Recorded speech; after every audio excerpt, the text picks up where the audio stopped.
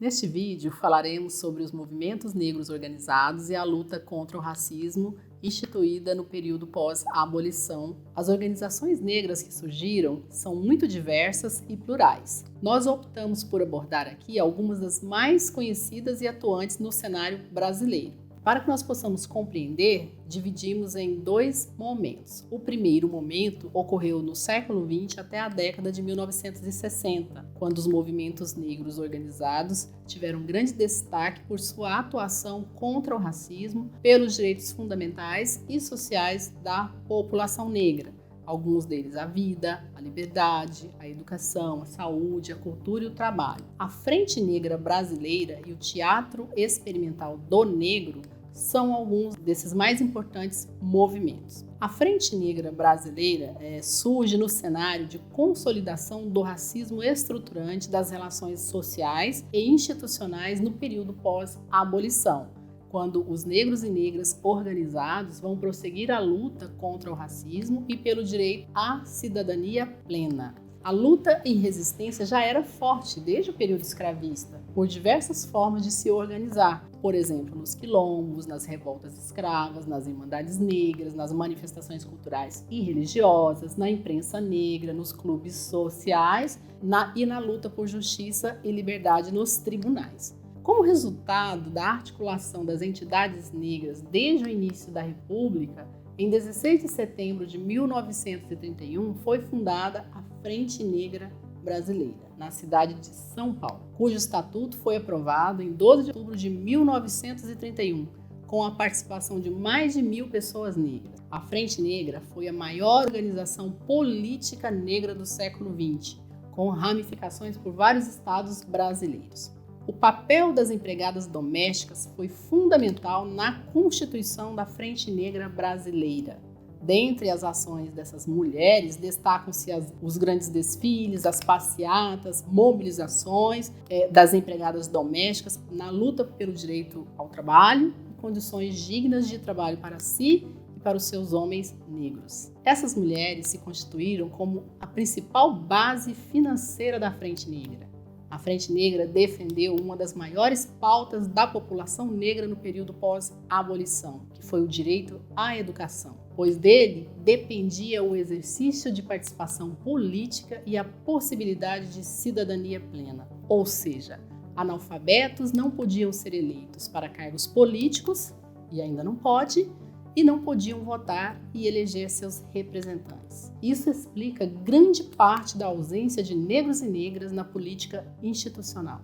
A legislação brasileira só permitiu que analfabetos pudessem votar a partir de 1985, por meio da Emenda Constitucional número 25, de 15 de maio de 1985. Em 1936, a Frente Negra Brasileira foi registrada como partido político, mas não chegou a se organizar para as eleições de 1938, pois em 1937 o golpe de Getúlio Vargas dissolveu todos os partidos políticos, mas não terminava ali o sonho de liberdade de pessoas negras após 1888. Falaremos agora sobre o Teatro Experimental do Negro. Vejamos um pouco de sua história, que foi fundado em 1944, na cidade do Rio de Janeiro, por diversas personalidades muito importantes na luta antirracista no Brasil. Destacamos aqui algumas: Abdias do Nascimento, Ruth de Souza, Ironildes Rodrigues, entre outros. Esse movimento se fundamentava na concepção de que a luta contra as opressões decorrentes do colonialismo e do racismo deve ocorrer por meio da afirmação da cultura negra e da herança africana. O movimento das primeiras décadas do século XX, como o Harlem Renascense nos Estados Unidos, também defendiam essa visão. Os objetivos do Teatro Experimental do Negro são resgatar os valores da cultura africana, preconceituosamente marginalizados como folclore, exótico ou insignificantes. Inclusive, foi política do Estado brasileiro excluir, eliminar toda a influência da cultura africana, através de uma pedagogia estruturada no trabalho de arte e cultura, tentar educar a classe branca, recuperando-a do etnocentrismo e da ideia de superioridade europeia. E também erradicar dos palcos brasileiros o ator branco maquiado de preto, o que nós conhecemos como blackface.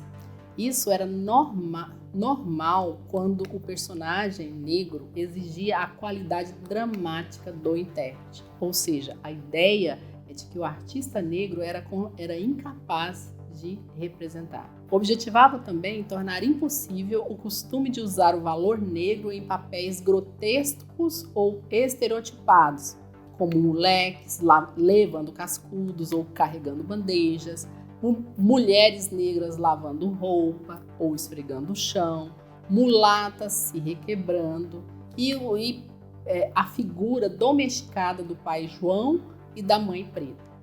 E também desmascarar como inautênticas e absolutamente inúteis a literatura pseudocientífica, que divulgava a imagem do negro como radicalmente inferior, o que foi feito pelo racismo científico e pela eugenia.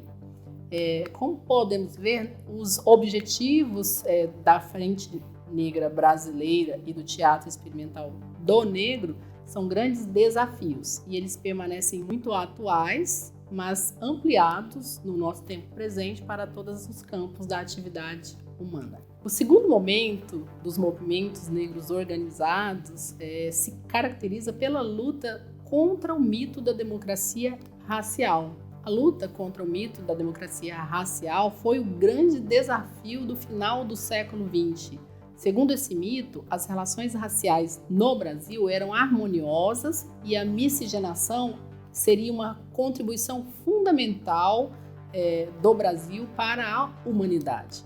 Esse entendimento ele foi amplamente difundido durante o século XX por intelectuais, escritores, políticos, filósofos, juristas, entre outros, e moldou as relações para negar a existência do racismo. As suas consequências elas estão vivas e presentes na atualidade. Os movimentos negros brasileiros sempre estiveram em diálogo com as ações dos negros na diáspora, influenciando e sendo influenciados.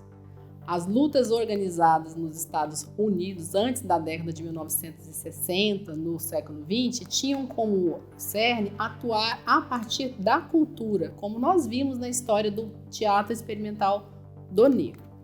A partir da década de 1960, ocorreu nos Estados Unidos uma maior preocupação com as políticas de identidade negra, como a negritude e a consciência negra. Esse processo ocorreu antes aqui no Brasil devido à ideia de identidade nacional que marcou o projeto de nação da primeira metade do século XX. Conforme nós vimos, o projeto do Estado brasileiro era a eliminação do elemento africano. Esse projeto tinha como objetivo excluir o elemento africano. Foram diversas as formas de organização política em África e em toda a diáspora africana, como a luta contra o apartheid na África do Sul e contra a segregação racial e pelos direitos civis nos Estados Unidos, que correram o mundo e influenciaram diálogos e ações contra o racismo, incluindo a luta dos movimentos negros no Brasil contra o mito da democracia racial. O movimento Black Power, com a sua filosofia Black Power, influenciou muito a luta contra o racismo na diáspora, sobretudo no Brasil. O famoso partido Panteras Negras, o Black Panthers, se baseava nessa filosofia e tem como seu principal teórico o filósofo Stokely Carmichael.